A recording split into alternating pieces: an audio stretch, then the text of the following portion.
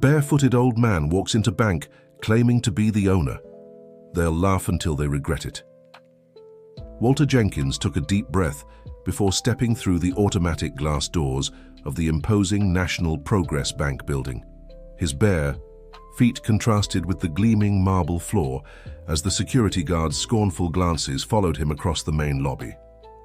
"Good morning. I'd like to speak with the manager," said Walter, his voice steady despite his 70 years, approaching the Tariki counter where 5 young executives were chatting animatedly.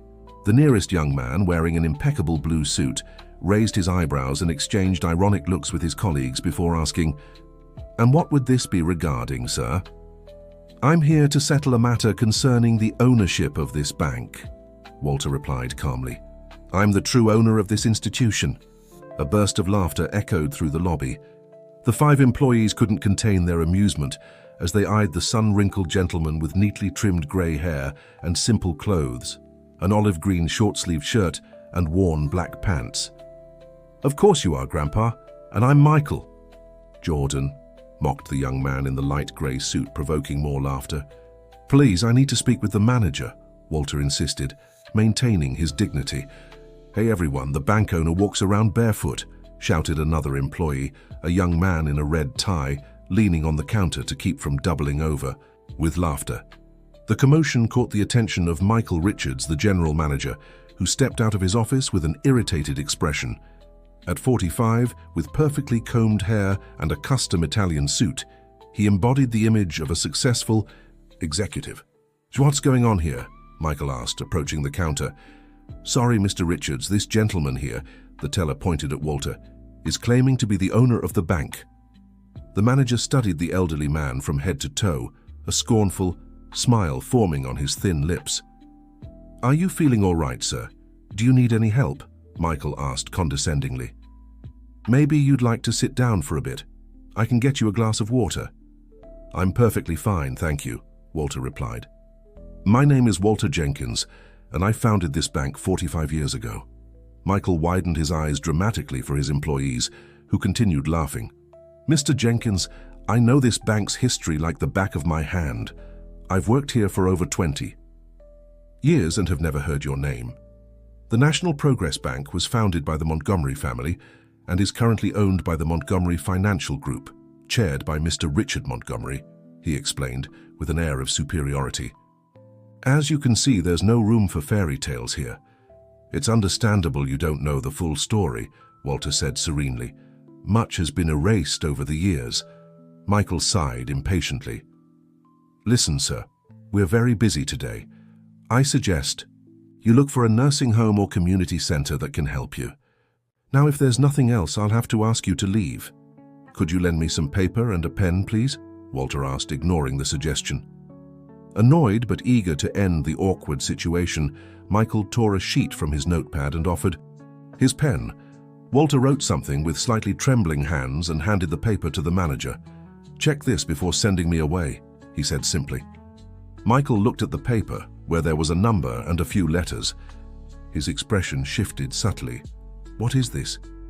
"The number of an old vault, from when the bank was founded," Walter replied. "It probably isn't even listed in the current system records." "That's absurd," Michael retorted, but something in Walter's confident gaze intrigued him. "The documents in that vault will prove who I am. I'll be in the square in front of the bank tomorrow at 10 a.m. in case you'd like to talk after verifying." Before Michael could respond, 2 security guards were already approaching, one on each side of Walter. "I think you've caused enough trouble for today," one of them said, gripping the elderly man's arm firmly. "Please, that's not necessary," Walter protested as he was practically dragged out of the bank. The employees kept laughing, now even applauding as the guards removed the crazy old man. Walter held his head high, his dignity intact despite the humiliation. Michael watched the scene with a smile, but the paper in his hand seemed to burn. As soon as the old man left and the doors closed, he discreetly tucked the note into his pocket. Outside, Walter sat on a bench in the square, staring at the imposing facade of the building that had once been his greatest pride. A young shoeshine boy approached. "Need a shine today, Mr. Jenkins?" "Not today, little Tommy. I don't have shoes, remember?" he replied with a tired smile. "You ought to buy a pair." My mom always says you'll get sick walking around barefoot. These feet have walked many miles, son. They'll only accept shoes when my dignity returns." The boy shrugged and walked off in search of other customers, leaving Walter with his memories. The old man closed his eyes, and his mind traveled back 45 years to when he and Arnold Montgomery, his business partner and best friend, had opened the first branch of Progress Bank. Who would have thought that partnership would end in betrayal, forged documents, and the theft of everything he had built? Meanwhile, inside the bank, Michael Richards couldn't get Walter's note out of his head.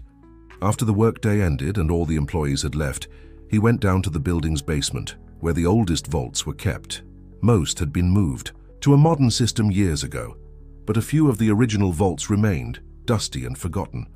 With the master key and an administrator code, Michael accessed the restricted area.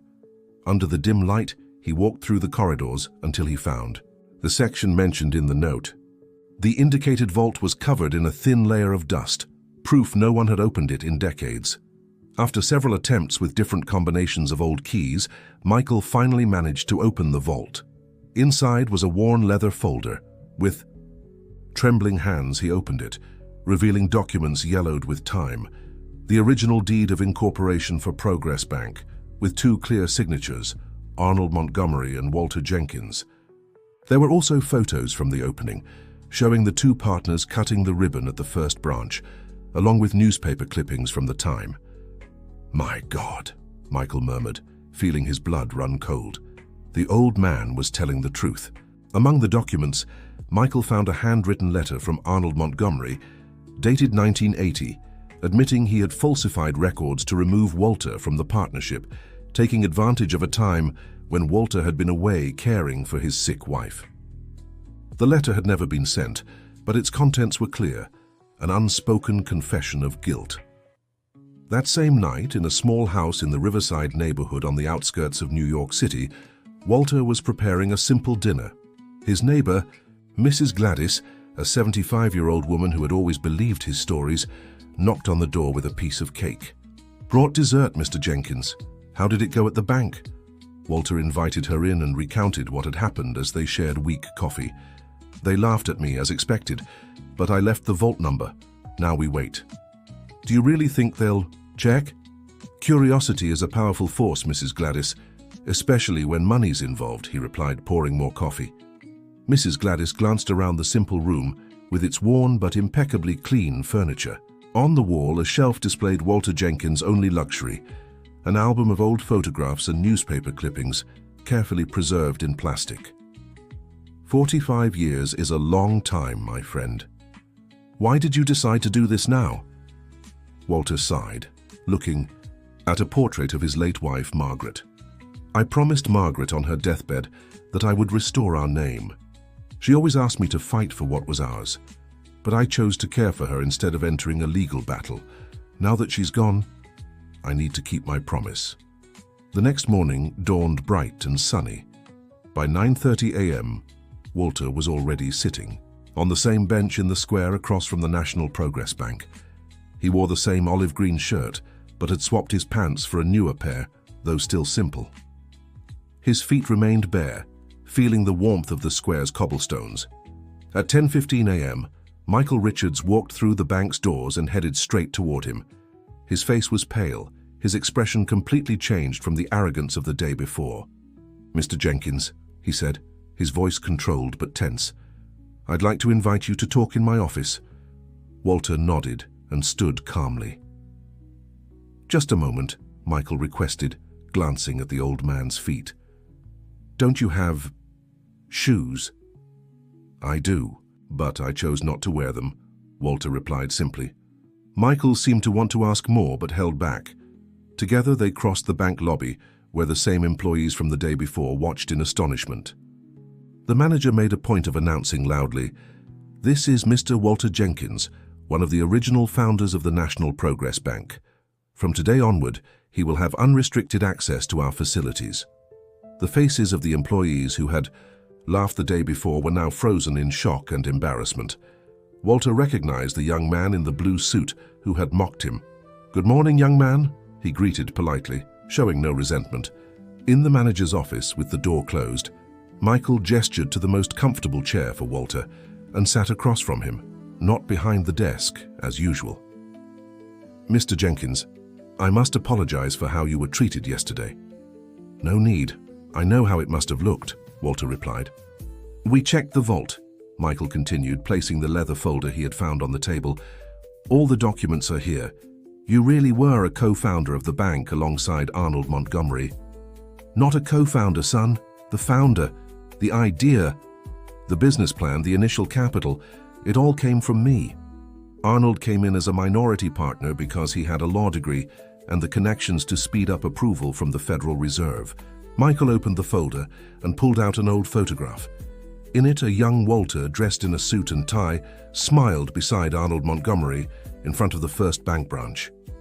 "What happened?" Michael asked. "How did you lose everything?" "In 1980, my wife Margaret was diagnosed with a serious illness. I had to step away from managing the bank for a few months to care for her.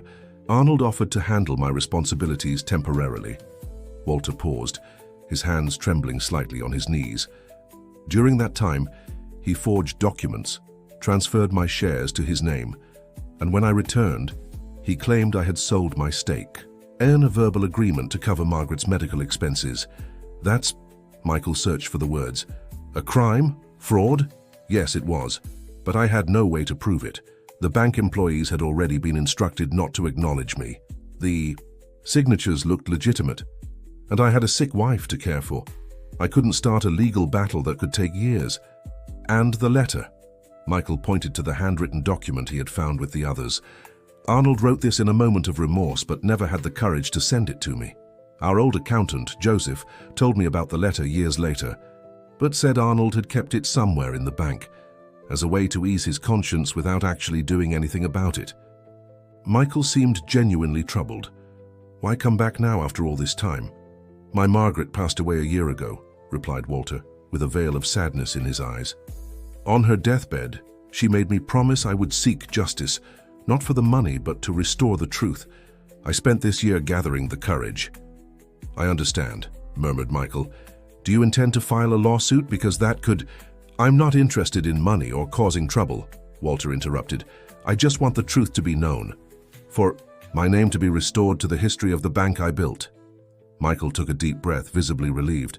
"That can certainly be arranged. But I'll need to consult the group's president, Richard Montgomery. He's Arnold's nephew and now oversees operations." "Arnold is gone?" 5 years now. Richard has been in full control since then." Walter nodded slowly. "Consult the nephew then, I'll be waiting." When Walter left the manager's office, the employees watched him with curiosity and respect. The young man in the blue suit approached timidly. "Mr. Jenkins, my name is Brian. I wanted to apologize for my behavior yesterday." "Don't worry, son, you couldn't have known," Walter replied with a gentle smile. "If you don't mind me asking, why do you go barefoot?" Walter looked down at his feet before answering.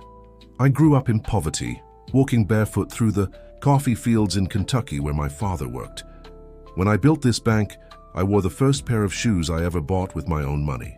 The day Arnold betrayed me and I lost everything, I made a vow. I would only wear shoes again when my dignity was restored."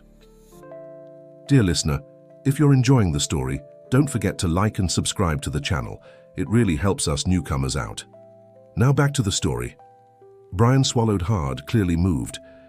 "You're a man of great strength, Mr. Jenkins." "No, my boy, just too stubborn to give up," he replied with a soft laugh before heading toward the exit. The next day, news that one of the original founders of National Progress Bank had reappeared spread like wildfire among the employees. Michael had instructed everyone to treat Walter with the utmost respect, but whispers still filled the halls. Some of the older staff began digging through photo archives, finding more evidence of Walter's role in the institution's history. Richard Montgomery's reaction, however, was far from what Michael had expected. When informed over the phone, the group's president exploded in fury. "You're telling me you believed the story of some shabby old man who appeared out of nowhere?" Richard shouted. "Sir, the documents are authentic. I verified them myself." "Documents can be forged, Richard cut in. "My uncle built this bank from the ground up, and now you want to tarnish his memory based on old papers and the word of some old man who's probably trying to extort money from us. Mr. Montgomery, there's a letter written by your uncle admitting to the fraud." "Enough!" Richard roared.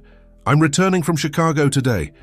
Until then, I want this matter kept completely confidential, and I don't want that old man anywhere near our facilities. Understood?" Michael tried to argue, but Richard had already hung up. With a heavy sigh, the manager leaned back in his chair, staring at the folder of documents on his desk. Something about this whole story didn't align with the image he had of the Montgomery family, but the evidence was too clear to ignore. In Walter Jenkins' small house in Riverside, Mrs. Gladys watched her neighbor watering the few plants he grew in makeshift pots. "So now, what's going to happen?" she asked, sitting on the porch chair. "Now we wait, Gladys. The truth is already planted. It just needs time to bloom." "And what if they try to hide everything again?" Walter smiled, a glint of determination in his eyes. "Then I'll go back to the bank every day until they recognize who I am. I have nothing left to lose." That afternoon, a young employee from the bank's archives department, Julie Sanders, knocked on Michael Richards' door with an anxious expression. "Mr. Richards, sorry to bother you, but I found something I think you should see." She placed a large envelope on the desk containing more old documents. "I was organizing files from the 70s and found these folders in a sealed box at the back of the storage room. They're the original expansion plans for the bank, all signed by Walter Jenkins as chairman." Michael examined the papers with growing concern. Each new piece of evidence made Walter's story more credible and Richard's reaction more suspicious. "Julie, this needs to stay between us for now. Mr. Montgomery asked for discretion on this matter until his arrival." "I understand, sir, but—" She hesitated. "My grandfather worked at this bank in the 70s. Yesterday, I showed him a photo of Mr. Jenkins that's been circulating among the staff, and he recognized him immediately. He said Walter Jenkins was respected by everyone, and that his sudden disappearance was very strange at the time." Michael felt the weight of responsibility pressing on his shoulders. He was torn between loyalty to the institution and its current president and the increasingly undeniable evidence of a historical injustice. "Thank you, Julie. Please keep this quiet." After the young woman left, Michael made a decision. He picked up the phone and dialed the number Walter had left. "Mr. Jenkins, this is Michael Richards. We need to talk, but not here at the bank. Can I visit you at your home tonight?" Hours later, Michael parked his imported car on the narrow B street in Riverside, drawing curious glances from the neighbors. The simplicity of Walter's home surprised him, a stark contrast to the fortune the old man should have had if he'd remained at the bank's helm. "Come in, please," Walter invited, welcoming him into the modest but immaculately clean living room. Michael politely declined the offered coffee and got straight to the point. "Mr. Jenkins, President Richard Montgomery is returning today from Chicago and didn't take the news about you well." Walter didn't seem surprised. That was to be expected, the nephew following in his uncle's footsteps. "He ordered me to bar you from the bank until his arrival," Michael continued, visibly uncomfortable. "But we've found more documents confirming your version of events. I'm in a difficult position." "I understand, son. You're caught between your job and the truth. What would you do in my place?" Walter smiled kindly. "I can't answer that for you. Everyone must find their own path. But I can tell you what I did when I faced my own dilemma. I chose love for my wife over the fight for the bank. I don't regret it because I got to be by her side until the end. Now, I have to honor the promise I made to her, to restore the truth." Michael fell silent for a moment, absorbing the old man's words. "I'll try to arrange a meeting between you and Richard. If he hears your story in person—" "Thank you, but I have my doubts," replied Walter. "In any case, I'll be in the square in front of the bank tomorrow as usual. If Richard wants to speak with me, he'll know where to find me." The next morning, Richard Montgomery arrived at the National Progress Bank in his black Bentley. Tall, athletic, and sporting a fake tan, the 50-year-old man exuded power and arrogance. Without even greeting the employees, he headed straight to Michael's office. "Where are these so-called documents?" he demanded as soon as the door closed. Michael presented the folder and the additional documents Julie had found. Richard glanced at them dismissively. This proves nothing. Anyone could forge these signatures. And your uncle's letter? Michael asked, pointing to the handwritten document. Richard read the letter, his face growing redder with anger. This is an obvious fake. My uncle would never write something like this. He built this bank with his own sweat, and I won't allow some old opportunist to tarnish his legacy. He threw the papers back on the table. Where is this Walter Jenkins now? Probably in the square outside the bank, like every day. Richard walked to the window and looked down at the square. Sure enough, an older man in a green shirt sat on one of the benches watching the building.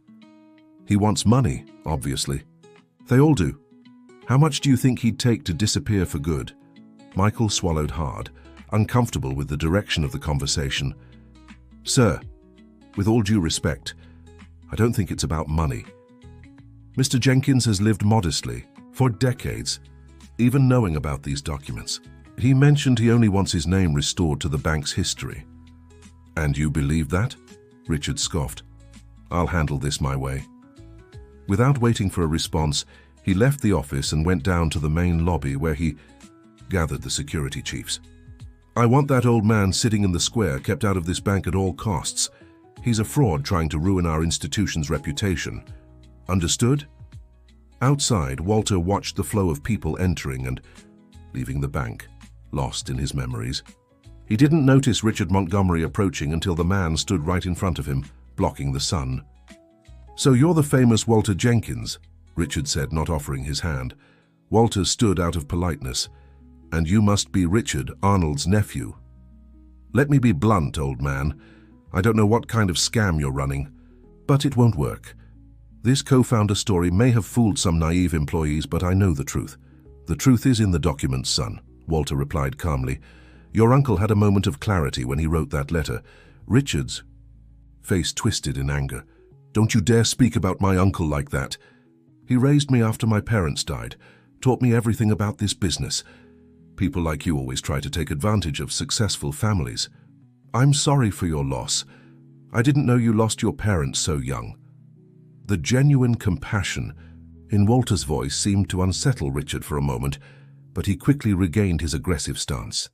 How much do you want to disappear? Name your price. Walter smiled sadly. I don't want your money, Richard. I just want the truth to be known. What truth? The twisted version you made up? Richard stepped closer, threateningly. Let me make this clear. If you keep pushing this, I'll sue you for defamation and fraud. I have the best lawyers in the country and unlimited resources. What do you have? The truth and a clear conscience, Walter replied, unshaken. That's worthless in court, Richard sneered. Stay away from my bank, old man. This is your only warning. With those words, he turned on his heel and returned to the building, leaving Walter once again alone in the square. In the days that followed, Walter kept appearing in the square, always watching the bank from afar. The employees passing by greeted him discreetly, some even stopping for a brief chat during their lunch break. The story of the old man at the bank began circulating among the clients, who looked curiously at the barefoot gentleman sitting patiently in the square. Inside the bank, Richard Montgomery had ordered a full investigation into Walter, determined to find something in his past that could discredit him. At the same time, he transferred Michael Richards to a distant branch in the countryside as punishment for giving credibility to the old man's story. The new manager, Patricia Miller, an ambitious young woman directly linked to Richard, received clear instructions. Keep Walter away and suppress any mention of his story. One rainy morning, Walter arrived at the square as usual, but this time the bank's security guards were strategically positioned at the entrance. When he tried to take shelter from the rain under the building's awning, he was approached. I'm sorry, sir, but we have orders not to allow you inside or on the bank's premises, said one of the guards, embarrassed. I'm just sheltering from the rain, son, Walter replied. I'm sorry, these are direct orders from management. With no other choice, Walter returned to the square, sitting on his usual bench under the increasingly heavy rain. His bare feet sank, then to the puddles forming on the ground. The sight of the old man being denied shelter and remaining stoically in the rain was witnessed by several clients and passers-by. A young lawyer walking by, Charles Edward Williams, approached and offered an umbrella. "You'll get sick like this," Charles said, concerned. "Thank you for your kindness," Walter replied, accepting the umbrella. "But I can't go home yet. I promised my Margaret I'd be here every day until the truth was acknowledged." Intrigued, Charles sat beside Walter, also sheltering, under the large umbrella. "What truth is that, sir?" Walter told his story in detail, from the founding of the bank with Arnold Montgomery to the betrayal during his wife's illness, and finally his rediscovery of the documents in the old safe. Charles listened carefully, his eyes widening as the story unfolded. "Mr. Jenkins, I'm a lawyer specializing in corporate law. If what you've told me is true, and if those documents really exist, you have a very strong case." "I don't have money for lawyers, son," Walter said with a sad smile. "I'm not charging anything," Charles replied firmly. "In fact, I owe you a debt I could never repay." Walter frowned, confused. "A debt? I think you've mistaken me for someone else, young man. You don't recognize me, but I remember you perfectly. 20 years ago, I was a boy selling candy at the traffic light near this bank. One day I was hit by a car while running between vehicles. Not only did you pay for my treatment at the hospital, but you also funded my education for years. Until I got into law school." Walter's eyes lit up with recognition. "Charlie, the boy from the accident?" "Yes, sir." Charles smiled, emotional. "I promised myself that one day I'd repay your generosity. It seems that day has come." That same afternoon, Charles began gathering evidence for the case. Through his contacts, he gained access to historical records from the commercial registry. That still referenced Walter as the founder, before the documents were altered by Arnold. 1 week later, the case of the old man at the bank had become a social media phenomenon. Someone had photographed Walter sitting in the rain, while security guards prevented him from taking shelter, and the image went viral with the hashtag "Justice for the Old Man." Journalists began investigating the story, interviewing former bank employees who remembered Walter from the institution's early years. Richard Montgomery, furious over the negative attention, called an emergency meeting with his legal team.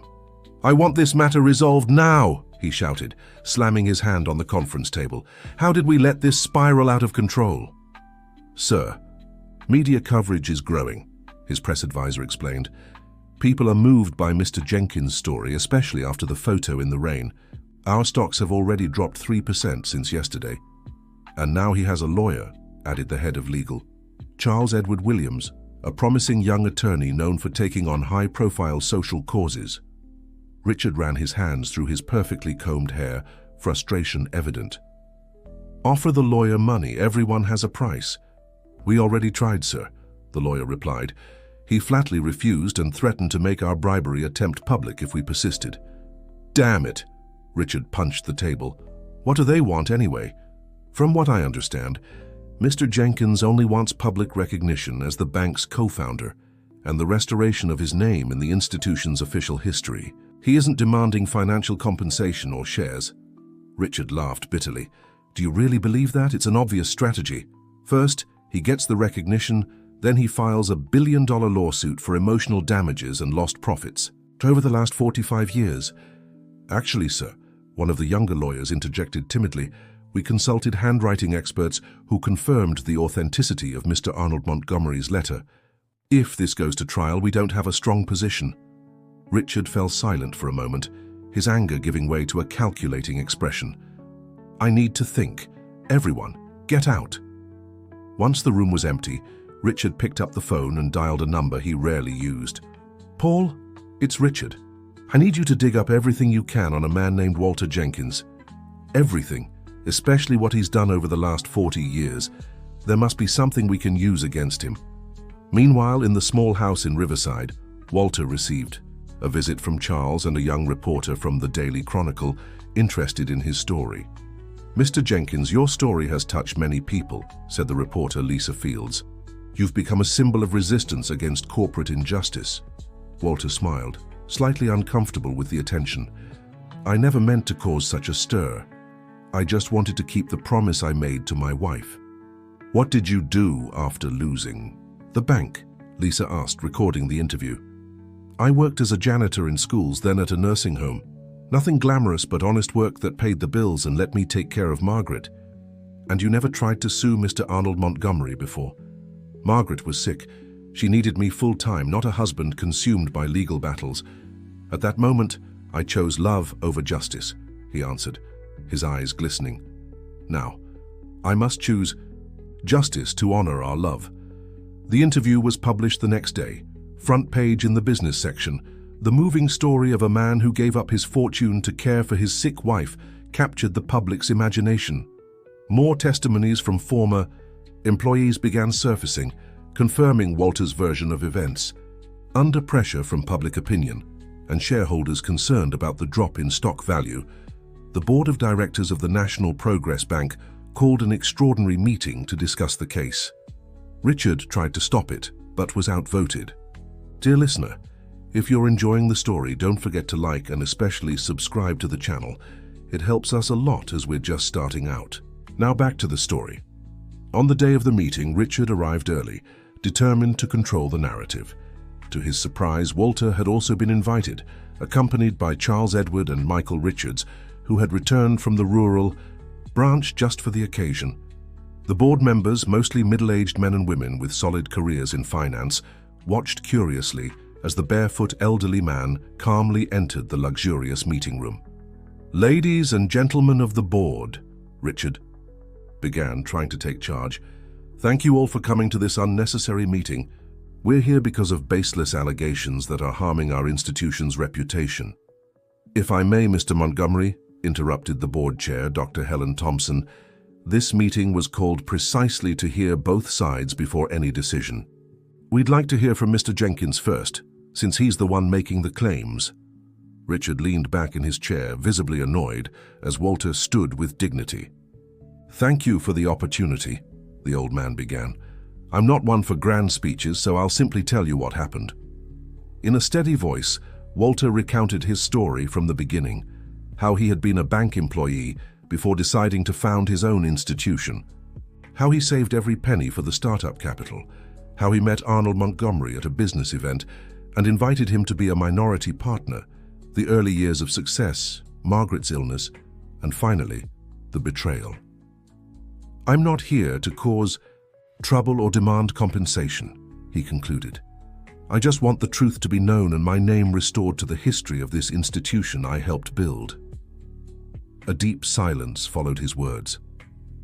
It was Charles Edward who broke it, presenting the evidence he had gathered. The documents from the old safe, Arnold's handwritten letter, the original records from the commercial registry, testimonies from former employees, and even the bank's first ledger, found in an old archive with handwritten notes by Walter. Richard, seeing the board was clearly impressed, played his last card. This is all very moving, but there's a crucial detail missing in this story, he said with a confident smile. If Mr. Jenkins was so upright and honest, why did he abandon his sick wife right after losing the bank? Murmurs spread through the room. Walter frowned, confused. What are you talking about, young man? I never abandoned Margaret. I was by her side every day until her last breath. Richard opened a folder and pulled out some documents. I have records here showing that Mr. Walter Jenkins left New York City in 1981, right after the so-called betrayal. He left his sick wife to fend for herself, and only returned years later when she had already passed. Walter paled, but it was Michael who stepped forward. Richard, enough with the lies, the manager exclaimed, to everyone's surprise. Walter Jenkins never abandoned his wife. He took her to Chicago for treatment at the Memorial Medical Center, because it wasn't available here. I worked at that bank branch in Chicago back then, and I remember perfectly seeing him every day, going from work to the hospital. Richard seemed momentarily thrown off. You can't prove that. Actually, I can, Michael replied, pulling an envelope from his pocket. When this whole story began, I requested records from Memorial Medical Center. Here are documents proving Margaret Jenkins was hospitalized for nearly a year, with daily visits from her husband, Walter. Richard Montgomery's face crumbled. The board chair took the documents and examined them carefully. These papers appear authentic, she said, passing them to the other board members. "Mr. Montgomery, do you have any further evidence against Mr. Jenkins?" "This is a conspiracy," Richard exclaimed, standing up. "You're all against me because you envy my success. This bank belongs to my family." "Actually," interjected an elderly board member who had remained silent until then, "the bank belongs to the shareholders, not the Montgomery family. And as representatives of those shareholders, our duty is to seek the truth, regardless of personal consequences." The meeting continued for 2 more hours, with the board scrutinizing every piece of evidence. Finally, Dr. Helen Thompson stood to announce the decision. After careful consideration of all evidence presented, this board concludes there is substantial proof that Walter Jenkins was, in fact, the principal founder of National Progress Bank and was wrongfully removed from the partnership through fraudulent means. Richard opened his mouth to protest, but she silenced him with a gesture. This board's decision is to officially recognize Walter Jenkins as the founder and restore his name in all historical and institutional records of the bank. A murmur of approval filled the room. Walter remained seated, eyes closed, as if absorbing the moment. "As for financial compensation," Dr. Helen continued, "I don't want money," Walter interrupted gently. "As I've said from the beginning, my only wish was to restore the truth." "Mr. Jenkins, regardless of your wishes, there is a legal matter of justice here," she replied. "The board proposes a symbolic compensation, not for the lost years, as that would be immeasurable, but as acknowledgement of the injustice you suffered." "If that's the case," Walter said after a moment's reflection, "I'd like any compensation to go toward creating a scholarship program for underprivileged youth. It can bear my name if you wish, but I'd prefer it to be named after Margaret." The simplicity and nobility of his request moved even the most hardened executives. Dr. Helen nodded with visible admiration. "It will be an honor to establish the Margaret Jenkins Scholarship Program. Is there anything else you'd like?" Walter thought for a moment. "Yes. I'd like the bank to establish a policy of respect for the elderly, both as clients and as bearers of knowledge and history. What happened to me that first day, when I was mocked by the employees, should never happen to anyone, regardless of appearance or social standing." "I fully agree," the board chair replied. "We'll implement an awareness program immediately." When the meeting ended, Walter was surrounded by board members and executives eager to shake his hand and express their admiration. Richard left quickly without speaking to anyone. In the bank lobby, passing the counter where he'd been humiliated that first day, Walter encountered Brian, the young man who had mocked him. "You did it, Mr. Jenkins," Brian said with genuine admiration. "You made things right. And I learned to be a better man thanks to your example." "It wasn't me who taught you, son," Walter smiled. "It was life. It always gives lessons to those willing to learn." As he left the bank, Walter found a small crowd of reporters and onlookers in the square, already informed of the board's decision. Smartphones were pointed in his direction, capturing the image of the barefoot elderly man who had finally had his dignity restored. "Mr. Jenkins," called a reporter, "what will you do now that you've been recognized as the true founder of the bank?" Walter smiled, his face lit by the afternoon sun. "I'll go on with my life as always, tend to my plants, help my neighbors, and maybe—" He paused, looking down at his bare feet. "Maybe finally buy a pair of shoes." The crowd laughed, charmed by his simplicity. Charles Edward approached, placing a hand on his shoulder. "Come on, Mr. Jenkins, I'll take you home." On the way to Riverside, Walter gazed at the city through the car window, lost in thought. "Do you regret anything?" asked the lawyer, noticing his silence. "No," Walter replied with a serene smile. "Just thinking about how happy Margaret would be today. I finally kept my promise." "And now? Will you really keep living in that simple little house? You could move anywhere with the money from the scholarship program. That simple little house is where we spent our last years together, son. It means more to me than any mansion." When they arrived in the neighborhood, they were greeted by Mrs. Gladys and other neighbors who had already heard the news on the radio and TV. A small, impromptu celebration was being prepared to honor Walter's victory. "Look who's a celebrity now," teased Mrs. Gladys, hugging her friend. "I always said the day of truth would come, didn't I?" "You did, my friend. And you were right, as always. The modest party lasted into the night, with neighbors, bringing whatever they had to share. Homemade cakes, snacks, sodas. Children ran around, fascinated by the story of the old man from the bank who was now famous. The next day, as Walter returned to his routine, he found Richard Montgomery waiting outside his home. The executive looked like he had aged years. Overnight, deep bags under his eyes, disheveled hair, his expression weary. "May I come in?" Richard asked, the earlier arrogance completely gone from his voice. Walter hesitated only a moment before opening the door. "Would you like some coffee?" Richard nodded, sitting timidly at the kitchen table while Walter prepared the drink. For a few minutes, only the sound of boiling water filled the room. Finally, Richard broke the silence. "I truly didn't know," he said, almost whispering. "About what my uncle did to you, I mean." Walter set 2 cups on the table and sat down. "I thought you did. I grew up hearing stories about how he built the bank from nothing through sacrifice and determination," Richard continued, staring at his coffee instead of at Walter. "He was my hero. When my parents passed, he raised me as his own. I understand. It must be hard to learn your hero had flaws." "Why aren't you furious with me?" Richard asked, finally looking up. "After everything I did to discredit you, to tarnish your reputation." Walter took a sip of coffee before answering. "Anger takes too much energy, son. At my age, I've learned to save it for more important things." Richard hung his head, ashamed. "I'm resigning as the bank's president. After what happened, I have no right to lead." "That would be a mistake," Walter said firmly, surprising Richard. "Running away won't fix anything." "What do you suggest then?" "Lead differently. Use what you've learned. Make the bank an institution that values not just profit, but integrity and respect. That would honor your uncle's memory far more than quitting." Richard blinked rapidly, fighting back emotion. "Why are you giving me advice after all I've done?" "Because I've seen a lot in this life, Richard. I've seen that resentment and revenge only bring more suffering. What I wanted was justice, not vengeance.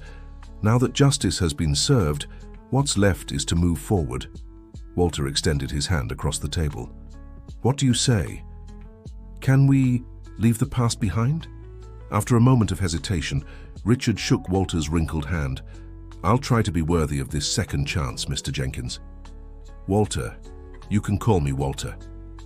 In the weeks that followed, a remarkable transformation began at the National Progress Bank. Richard, inspired by Walter's magnanimity, led a complete overhaul of the corporate culture. Walter's name and photograph were prominently displayed in the main lobby alongside Arnold Montgomery's, with a plaque explaining the true history of the bank's founding. The Margaret Jenkins Scholarship Program was launched with great ceremony, offering educational opportunities to underprivileged youth.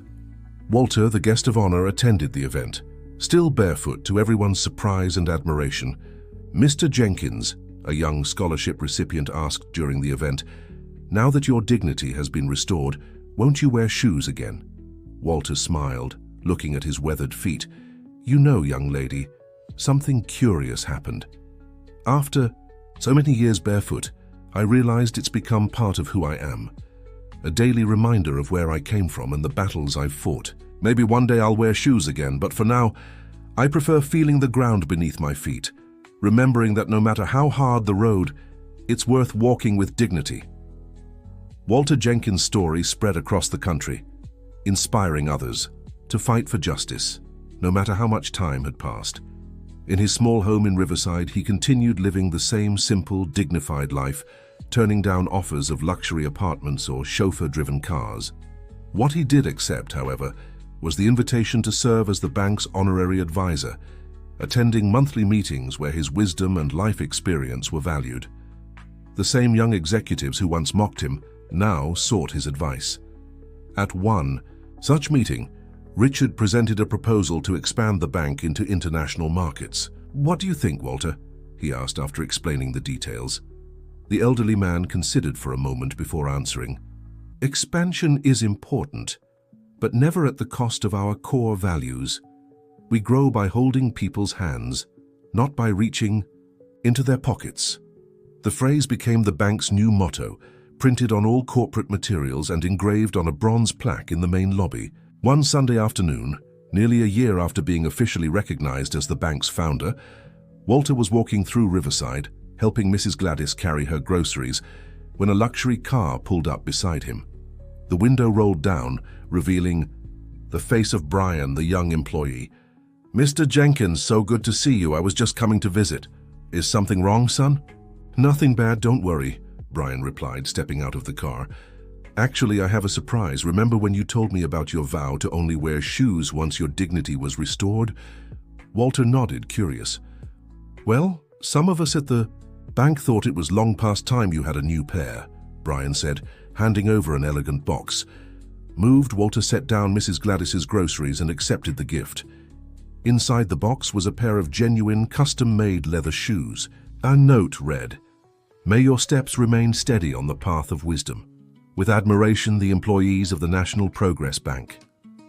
"They're beautiful," Walter murmured, his eyes glistening. "You don't have to wear them now if you don't want to," Brian quickly said. "We know you have your reasons for going barefoot." Walter Jenkins looked down at his bare feet, then at the shoes in the box, and finally at Brian's hopeful face. "You know, son, I think I will. I think the time has finally come."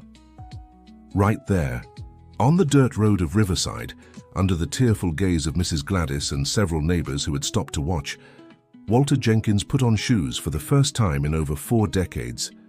His feet, accustomed to freedom, resisted the confinement, but as he took his first steps, he felt a sense of closure, as if a long cycle had finally come to an end. "How do you feel?" Brian asked, watching the elderly man test his new shoes.